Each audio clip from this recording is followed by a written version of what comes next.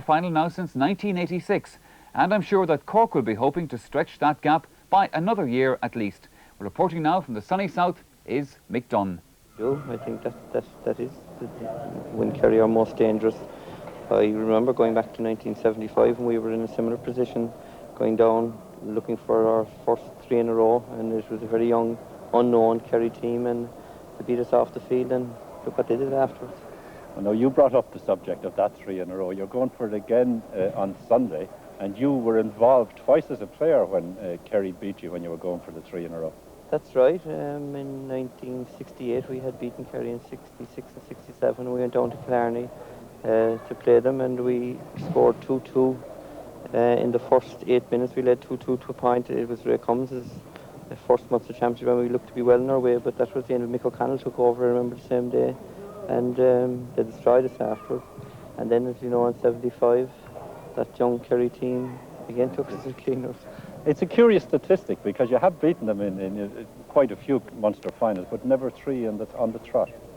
No, but with Kerry it's very, very difficult because, as you know, football is a religion down there, and they don't stay down too long. No, and to beat them once is bad enough, but to beat them twice is terrible, but to beat them 3 times is unthinkable down there. And these are the Cork men who are hoping to do the unthinkable in Fitzgerald Stadium tomorrow. And in the weakening evening sunshine in Páirc Uí Chaoimh, they've been preparing very hard for the attempt on the 3 in a row, because it'll be very difficult, as long-serving Jimmy Kerrigan asserts. Every time we play Kerry, we know it's going to be a hard game, and we kind of take each game as it comes, and next Sunday will be no exception, I think. You're probably one of the father figures on the team now, so you know what it is to have lost year after year against Kerry. Yeah, I do, and I hope Kerry get to know what it's like to lose year after year to us as well, you know. I was saying to some of the others, though, that they're probably at their most dangerous when they look as if they don't have a chance. Yeah, they're always very dangerous, as you probably know, you know. But, you know, going down now, next Sunday, I think they're talk about how many injuries they have and, you know, losing great players and all that, but they're always very dangerous, and I don't think we'll take them for granted next Sunday. Among the changes Cork have made for the final, John O'Driscoll returns to the team as left-half forward after a troublesome hamstring injury, and he's very glad to be back. I'm delighted to be on the team. I mean, I haven't played since the last time we played Kerry in the National League. I suppose it was late April, early May, and I'm just delighted to be back on the team. You've had a fairly up and down year, in a sense, haven't you, with injuries? I have, yes. The league, it seems to be all going well for me, and then suddenly I got injured against Kerry in the National League semi-final, and from there I've been struggling since. Turned on the ankle, it seems, and off he goes. He'll be looking to the past next Sunday. I think we'll be looking to the future more than the past, and just hopefully that things will go well for us on the day. What about playing at left-half forward? Does it make so long as you're in the team? I don't really mind where I play as long as I'm in the team. I mean, there's great competition for places in the Cork team, and just delighted to be playing anywhere. Tony Nation, a match which has produced 6 frees so far. Good catch over there. John O'Driscoll, has he got the range? He's got the first score.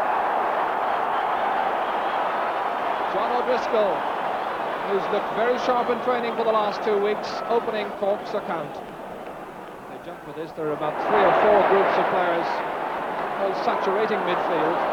It breaks out to Paul McGrath, getting it onto the trusty right boot, and Cork are in front again.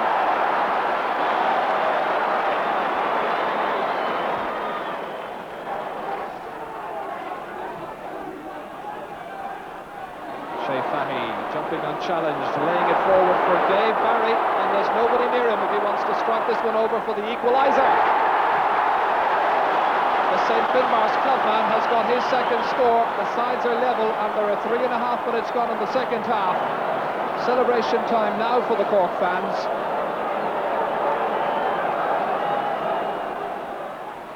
But there's plenty of time remaining. 12 minutes out of the second half.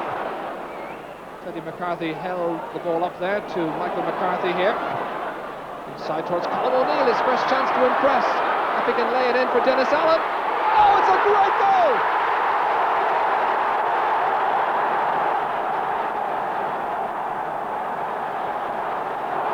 It's Colin O'Neill. Into open space one more time. Shea Fahy took up a good spot. This is Tompkins, and Cork are in a 1-point lead. We're a much more mature team now than we were last year. Obviously, the winning the National League has been a boost to us and a boost for morale. We beat Tipperary comfortably here in the first round, whereas last year we struggled to beat Limerick, and I think that's a sign of our maturity. What about the changes you've had to make now? Dennis Walsh coming on full back, Barry Coffey left half back. Well, Coleman Corrigan is a huge loss to us. There's no denying that. But as against that, we feel Dennis has never played a bad Munster final, which he hasn't, and he has loads of experience, and you know, from his hurling days, and he has tons of heart, and hopefully he will turn up trumps. He had a point to prove, I think, over the last 2 years because of my few experiences against Meath. So I just I took my chance last Sunday, and I think I probably played myself onto the team on that occasion. And now going back down to Killarney, because that's where you did so well a couple of years ago.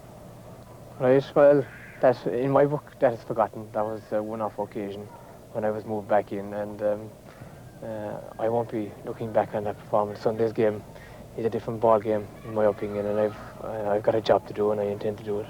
As a dual player, how do you find the training for the football team compares with, say, if you were training here for a Munster hurling final?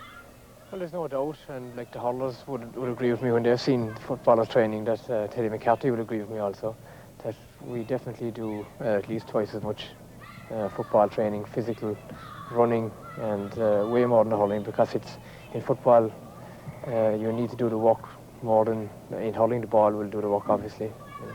As regards Barry, we were faced with what we consider 7 good forwards for 6 positions, and the fact that we were kind of short in defence, and he had played a lot of football in defence with his club Bishopstown, we felt he might make a success of the half-back job.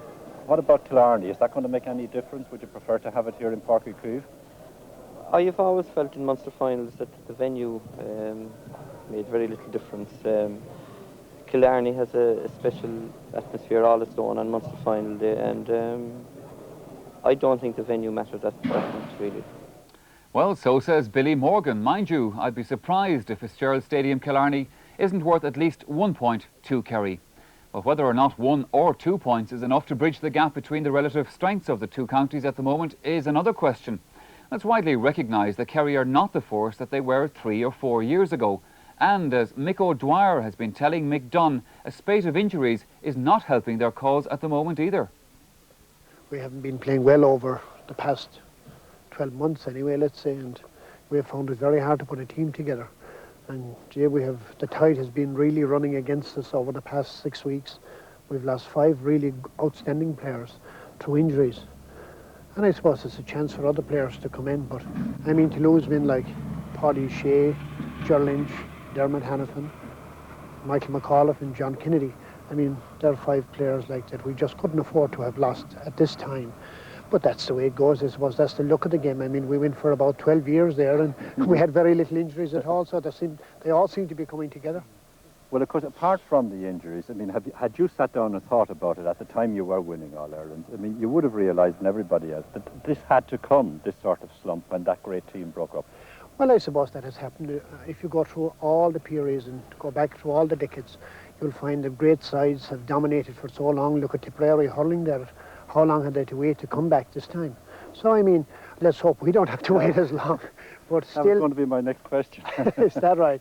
Still, we're in there anyway, and we're competing, and we're not too far away. But I think it will take another couple of years before Kerry will be really back with a strong side. I mean, the last side now has just gone through, and there are maybe 3 or 4 players left from that period. And when those guys go out, it will be a complete new team, and there'll have to be new effort and new thought put into the game, I suppose, and it will take at least another couple of years. You never like to be on a Kerry team being beaten by Cork, being the sort of arch enemy, if you call it. 3 in a row, I mean, it's not really a great significance, I mean, but it's just, you just don't want to be beaten in the Munster final. Now, you're going out on Sunday with what could be said a very new team, because this 15 hasn't, in fact, played together. Well, yeah, I mean, actually, we did the very same last year. Last year's Munster final, the team that played, and it was our very first time playing together as well. It was also their last time playing together as a combination. It's very difficult, you know. I mean, in the glory years, if you want to go far back in time. I mean, we had the same, more or less the same 15 day in, day out, and it was very easy to get a pattern and get a rhythm going because you knew where fellas wanted the ball, you knew their strengths, their weaknesses. Nowadays, I mean, when you don't know players very well and you're not playing with them often enough, it's very hard to get the system going. You just hope that on the day that things will click. Tom, you have played a little at midfield, but you've never played beside Jack O'Shea. No, never played beside the great Jack O'Shea. In fact, I've only been drafted into midfield only in the last week in training. Up until then, I've been on the, so to speak, the merry-go-round. I've been full back and right half back in the first game against Limerick for about 10 minutes, and then moved into centre back, which is a position I would prefer to be playing in. But certainly, while the selectors feel that my position should be midfield to the extent, I'll certainly oblige and do my best in that position. Pat, what's the mood like amongst the players as you go into training for the last few weeks, night after night? The mood hasn't been very optimistic in the sense because so many fellas have got injured, and because the team has been so unsettled, and because there wasn't even the panel has changed so often the last few months, you know, so there's been, no one knew where they were going or where they'd end up or whether they'd be on the panel or on the team or a sub or whatever. So it's only now since this week now there's some bit of maybe optimism has crept in because we have a team picked, something is being fixed and finalised, and that we know what we have to do. Well, is there a sense of determination that, Lord, we couldn't let Cork beat us again? Well, there is I mean, no sports person is going out to accepting defeat right. and being despondent and being pessimistic. Every sports person is a total optimist, and I mean, we're very optimistic about Sunday. We're hopeful of doing well. We're hopeful maybe of winning the game, but it's more in hope than in confidence, though. I mean, realistically speaking, we haven't anything to show that we can beat Cork. I mean, Cork are certainly the foreign team in the country at the moment. They're very, very impressive. You know what they're going to say now. Here's O'Dwyer trying to con us again before a Munster final. I don't think you'll con Billy Morgan and his men up there that easily at all. I think they know now where they're going and they're well prepared, I would say. Finally, what's the mood been for the last few weeks amongst your players? Are they determined or are they just, they don't know what to expect? Well, let's say that we're very determined and we have worked pretty hard.